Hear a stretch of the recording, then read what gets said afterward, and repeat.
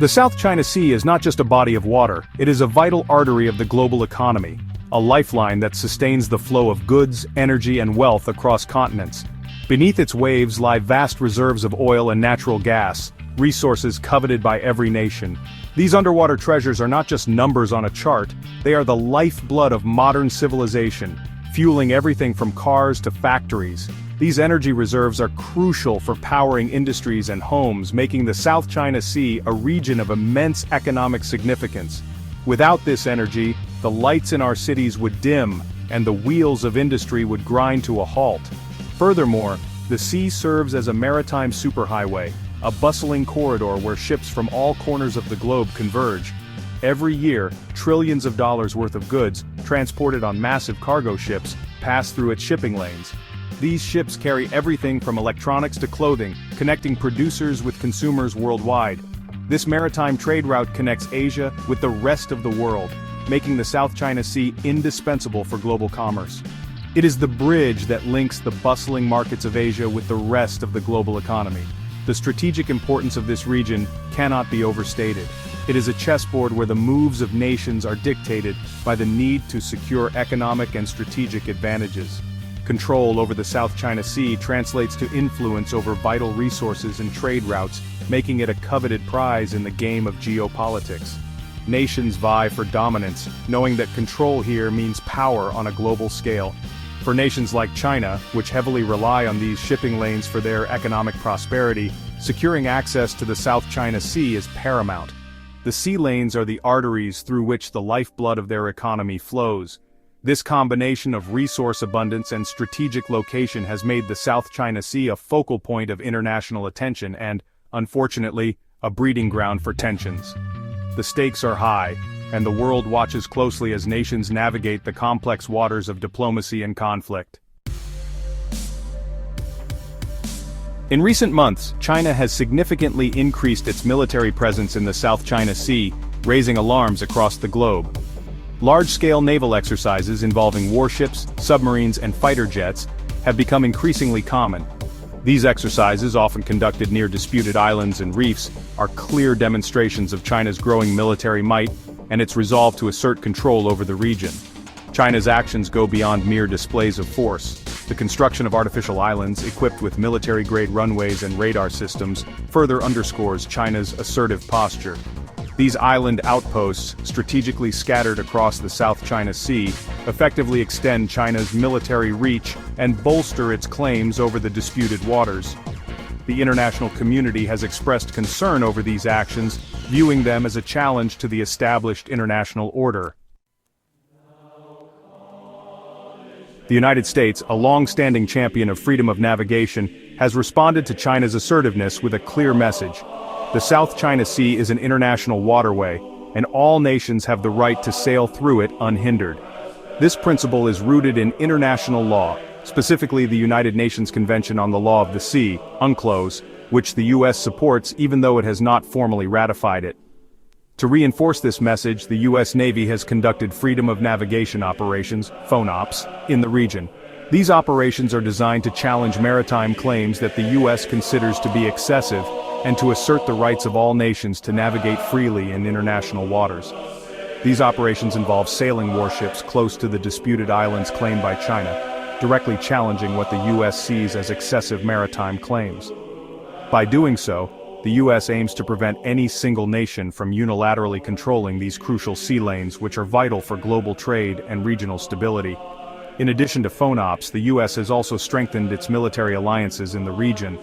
This includes deepening defense ties and increasing military cooperation with key allies and partners.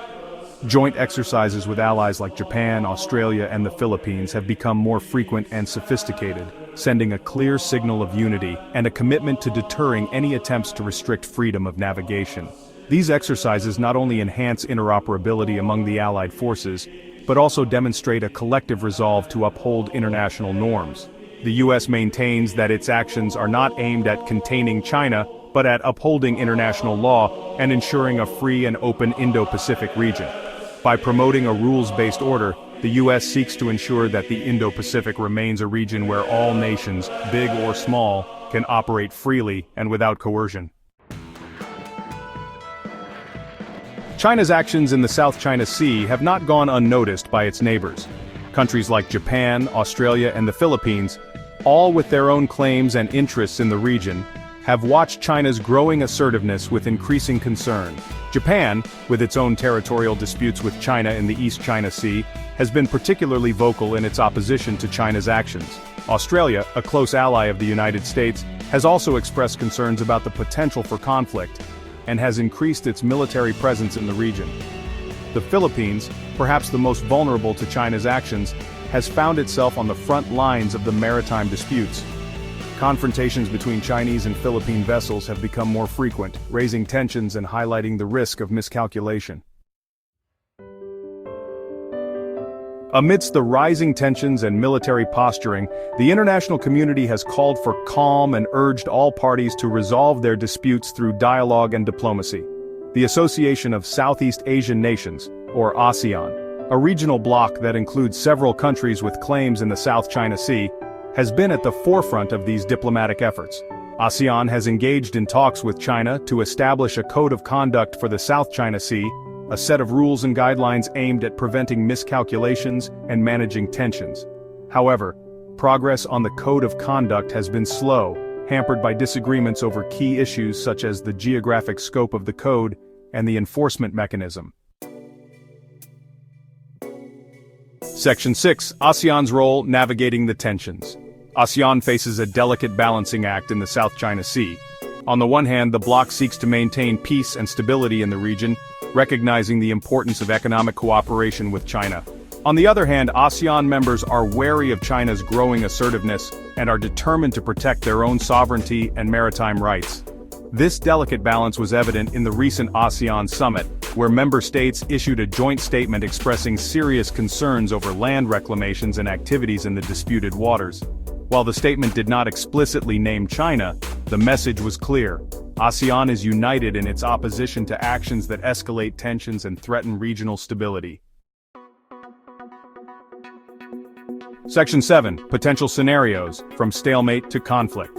The future of the South China Sea remains uncertain, with analysts outlining a range of potential scenarios. One possibility is a continuation of the current status quo, with tensions remaining high but contained. In this scenario, China continues to assert its claims, the United States maintains its military presence, and regional countries navigate the complex geopolitical landscape. Another scenario is escalation, where miscalculations, accidents, or deliberate actions lead to a military confrontation. The risk of escalation is heightened by the increased military presence in the region and the lack of clear communication channels between the key players. A third more optimistic scenario is de-escalation, where diplomatic efforts gain traction, leading to a reduction in tensions and a peaceful resolution of the disputes. Section 8. Global implications, trade and security at stake. The stakes in the South China Sea extend far beyond the region itself. As a vital artery of global trade, any disruption to shipping lanes in the South China Sea would have ripple effects across the world economy. The free flow of goods, from oil and gas to manufactured products, could be severely impacted, leading to economic uncertainty and potential price hikes. Furthermore, the South China Sea is not just an economic, but also a security concern. The increasing militarization of the region, coupled with the presence of major military powers, raises the specter of conflict. A conflict in the South China Sea would have devastating consequences, not only for the countries directly involved but also for the wider international community. Section 9. A call for peace, the path forward. The situation in the South China Sea is undoubtedly complex and fraught with challenges. The region is a hotspot of geopolitical tension, with multiple nations laying claim to overlapping territories. These disputes have led to a series of confrontations and a growing sense of unease among the involved parties.